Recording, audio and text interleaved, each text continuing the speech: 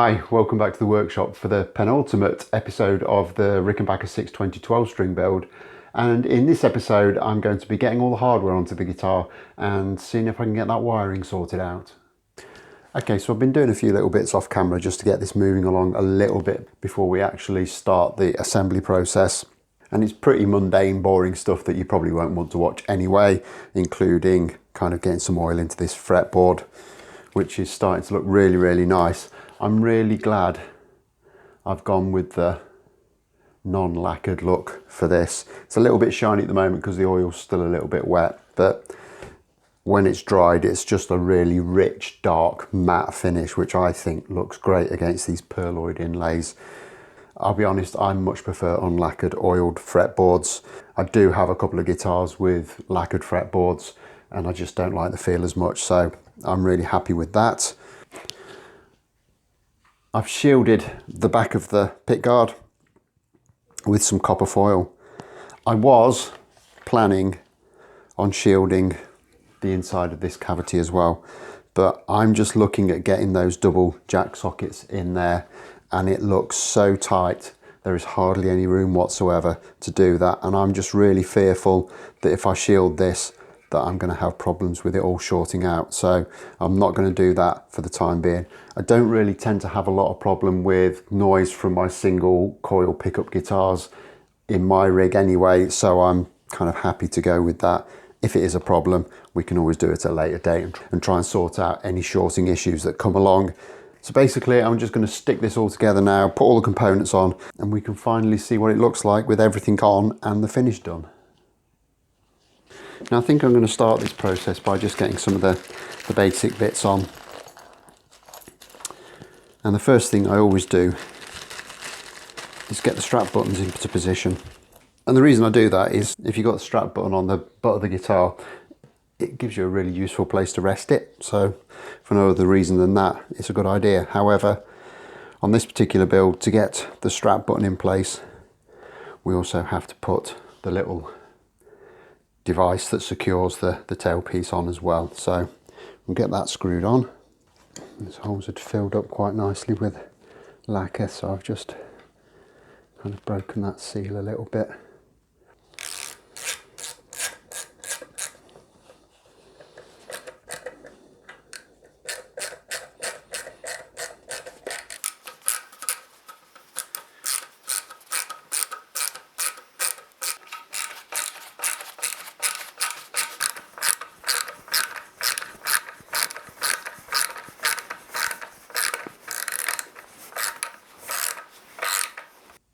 So with that done, there is something that I need to do now which has completely escaped me so far on this build, and I didn't really want to be doing it at this stage, if I'm totally honest. And to explain that, we just need to have a quick look at the drawing. And the problem is this little bit of text here. A wire must connect the bridge to earth, and I haven't provided a means to get a wire from under the bridge to any source of earth, which is not ideal and means I'm going to have to drill a hole, which is not great because obviously we've got a finished guitar now. Now I've seen that a number of times and it's still escaped me to actually do the work. So what we need to do is to actually put a ground wire in from underneath the bridge into this cavity, which obviously at this stage in the game is a little bit on the risky side because we've got this lovely finish and we don't want to mar it. So what I'm going to do is I'm going to temporarily fit the bridge base plate. I don't need to fit it actually, I can just do that by eye. Put a little bit of tape underneath there.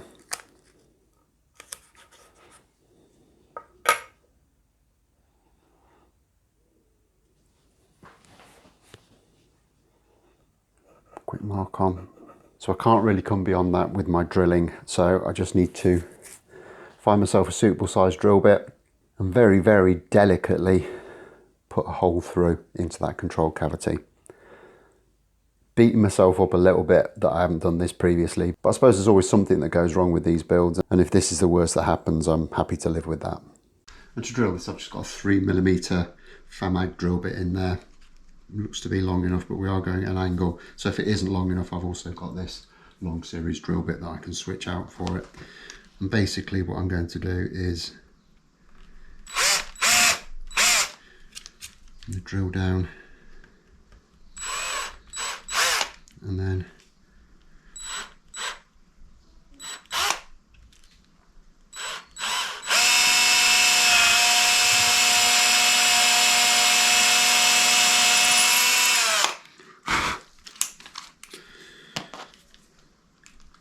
so you make sure that you get a good register in your wood by drilling down, and then you can kind of establish that angle that you need to go in at.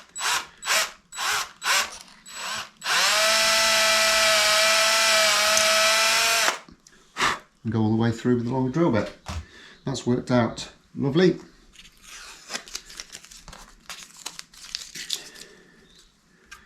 And happily haven't caused any damage.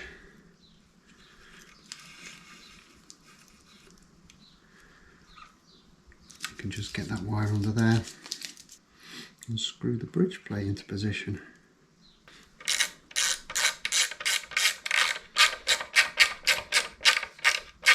So next up, get the pickups installed.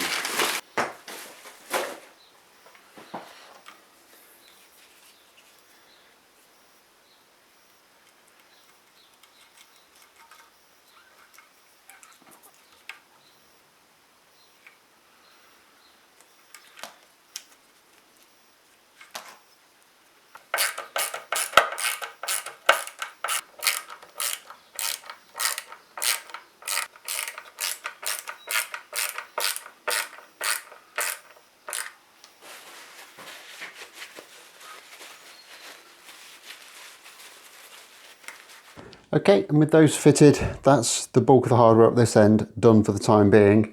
So I think next we will go up the other end and fit about 6 million tuners to this thing. And the first step in this is to just get some bushes pressed into the top surface of the headstock.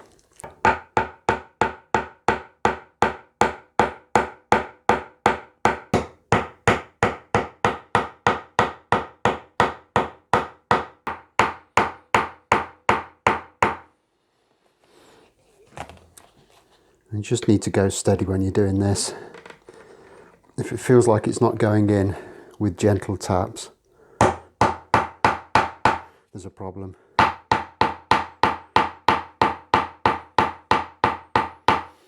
You just need to perhaps just open the hole up ever so slightly to get them to go in better.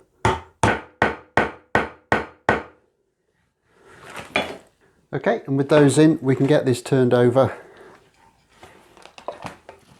and get the first set of tuners installed.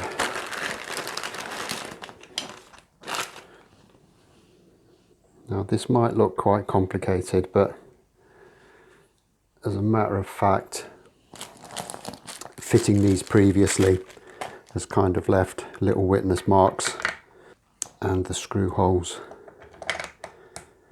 only line up if you've got the tuners in the right position. It's just a matter of slotting them in. If you can. There we go. And just getting some screws in. And of course we're going to use our tiny little block of wax to wax the screws up as we put them in, just so we don't have any issues with them wanting to snap, because at this stage of the game that would be horrible.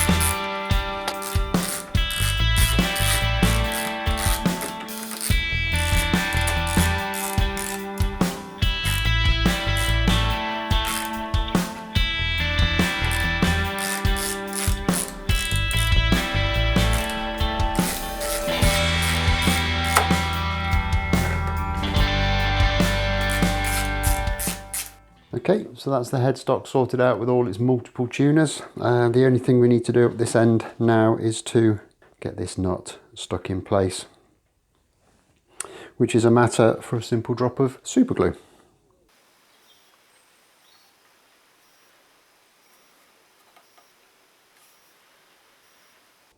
Okay, so that's all the hardware installed. It was pretty straightforward. The tuners are a little bit fiddly and just took ages because there's so many of them, but they're on and it's not a problem.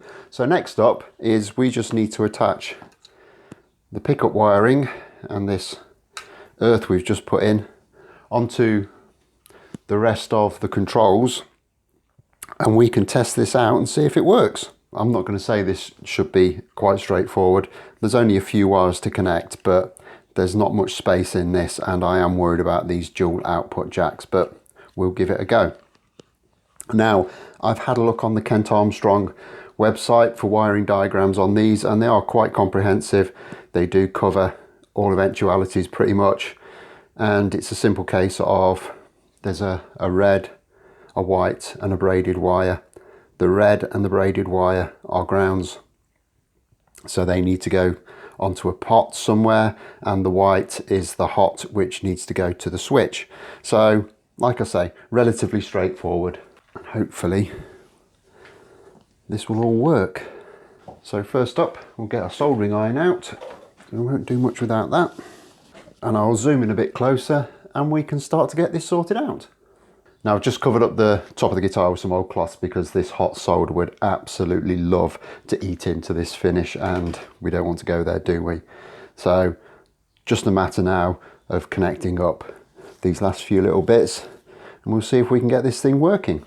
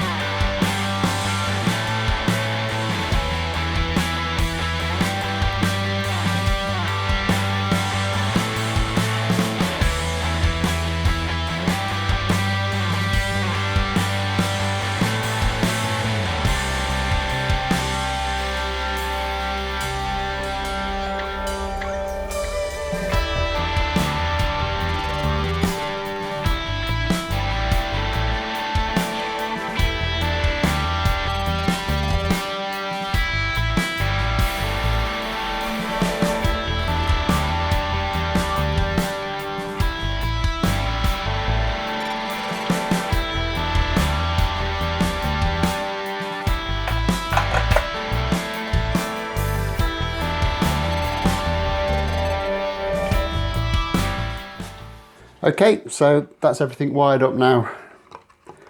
It's a very tight squeeze in there, but I'm sure if I just finagle these wires around a little bit, I can get that to all sit in nicely. So next up, we just need to give this a quick test. So put that in the middle position. Both pickups should work, as they do. According to the diagram, up should be the bridge position, which means no neck, and vice versa.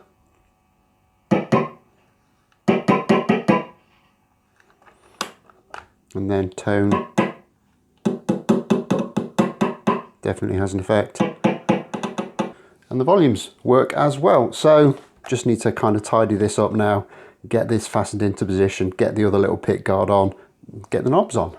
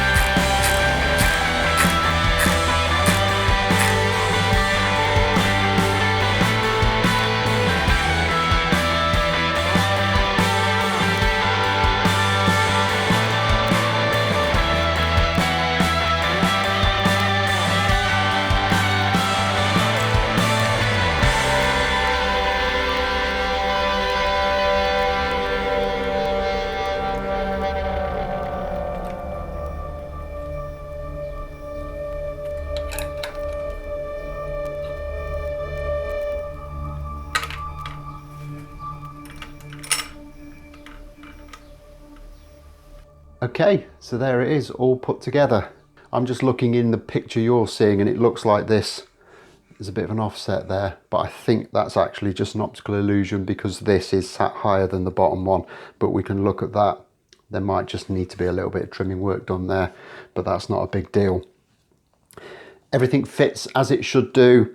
All the electrics seem to work just fine. So the next obvious step for this is to get some strings on it and get it set up. However, I'm running up against the deadline to get this video out.